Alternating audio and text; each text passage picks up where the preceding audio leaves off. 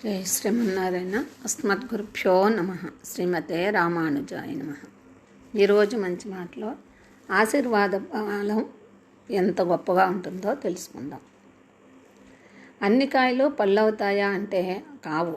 గుత్తులు గుత్తులుగా పూలు పూస్తాయి. అవన్నీ కాయలే పళ్ళైతే అంత పంట అలా పండదు, అలా జరగదు. మతి ఎంతో గతి అంతే అంటారు పెద్దలు. మనదైనది మనకు వస్తుంది, మనది కానిది మనకు రాదు. ఇలాంటి కర్మ సిద్ధాంతం మన నరనరాల్లో జీర్ణించుకుపోయి ఉంది. దీన్ని కొంతమంది ఒప్పుకోరు. దైవ ఆశీర్వాదం అందరికీ సమానమే. ఏ జీవికైనా సరే అందులో తేడాలు ఉండవు. కొందరికి ఆ ఆశీర్వాదం వెంటనే ఫలిస్తుంది, కొందరికి ఫలించదు. కారణం దైవంలో లేదు, మనలో ఉంది. పాకం శుద్ధిగానే ఉంటుంది, భాండం శుద్ధిగా లేదు. ఇచ్చేవాడు ఆలోచించకుండా ఇస్తున్నాడు. పుచ్చుకునేవాడిలోనే ఎన్నో ఆలోచనలు. ఇవే ఆశీర్వాదాన్ని అడ్డుకిస్తుంటూ ఉంటాయి. అర్హత, యోగ్యత మనల్ని ఈ భూమి మీద ఉంచాయి. ఇక్కడ ఎవరి పని వారికి ఉంది. ఖాళీగా ఎవరూ ఉండే ఏర్పాటు లేదు.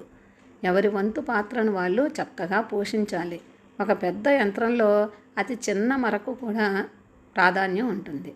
ప్రపంచం చేస్తుంది, మన పని మనం చేయాలి. అది అలా ఉండకూడదు, ఇది ఎలా ఉండాలి అని గీతలు గీసి వేలు పెట్టకూడదు. అనవసరంగా నెత్తి మీదకు తెచ్చుకోకూడదు. మన పనిలో మనం లీనమైతే మన యోగ్యత మన అర్హతను వెలుగులోకి తెస్తుంది. దైవ ఆశీర్వాదం పనిచేయటం ప్రారంభిస్తుంది. ఊహించని శుభాలు కలుగుతాయి. అర్థం కాని అదృష్టం మన వెంట పడుతుంది. ఇదే ఆశీర్వాద ఫలం. కనిపించకుండా పనిచేసే గొప్ప భావమే ఆశీర్వాదం. శ్రీకృష్ణుడి ఆశీర్వాదం వల్ల పాండవులను విజయలక్ష్మి వరించింది. శ్రీరాముడి ఆశీర్వాదం వల్ల హనుమంతుడు లంకను చేరుకొని సీతమ్మ జాడ తెలుసుకోగలిగాడు. ఈ ఆశీర్వాదం అందరికీ ఒకేలా ఫలితాలను ఇవ్వదని కొందరి భావన. సారవంతమైన భూమిలో నాటిన విత్తు తప్పక ఫలిస్తుంది, సందేహం లేదు. ఆశీర్వాద బలం ఫలాన్ని ఇస్తుంది. మట్టి సారవంతమైనది కాకపోయినా మట్టికి బలాన్ని, మంచి విత్తనాన్ని రెండూ అదే ఇస్తుంది. అదే మహానుభావుల ఆశీర్వాద ఫలం. ఒక పని మనం చేపట్టినప్పుడు చాలా శక్తులు అవసరమవుతాయి విజయం సాధించడానికి. కనిపించేవి కొన్ని, కనపడనివి కొన్ని. వాటిలో మన పని ముందుకు సాగనివ్వకుండా అడ్డుకంట వేసేవి ఉంటాయి. వాటిని తొలగించేదే ఆశీర్వాద బలం. మంచి మనుషులు మనకు మంచి జరగాలని, విజయం సాధించాలని కోరుకుంటారు. ఆప్తులు మనకు సహాయం చేస్తారు. దేవతలు ఆశీర్వదిస్తారు. పనికి ముందే మనం ఆశీర్వాదం సంపాదించుకోవాలి. అప్పుడు పట్టిందల్లా బంగారం అవుతుంది.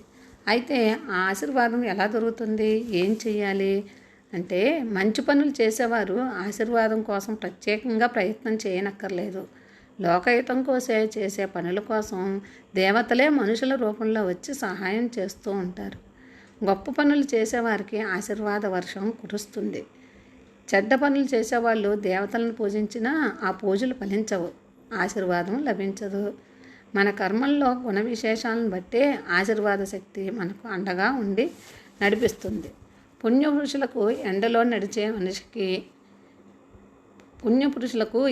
నడిచే మనిషికి పట్టే గొడుగుల ఆశీర్వాదం వెంట ఉంటుంది, సందేహమే లేదు. కళ్ళకు దేవతలు కనిపించరు. మన పనులు ఫలించే విధానాన్ని బట్టి వాళ్ళ ఆశీర్వాదం ఎంతగా పనిచేస్తుందో అర్థమవుతుంది. నమ్మేవాళ్ళు నమ్ముతారు. నమ్మని వాళ్ళు కూడా మంచి పనులు చేస్తే దైవ ఆశీర్వాదం వాళ్ళకి తప్పకుండా తోడవుతుంది. జై శ్రీమన్నారాయణ. శ్రీమతే రామానుజాయ నమః.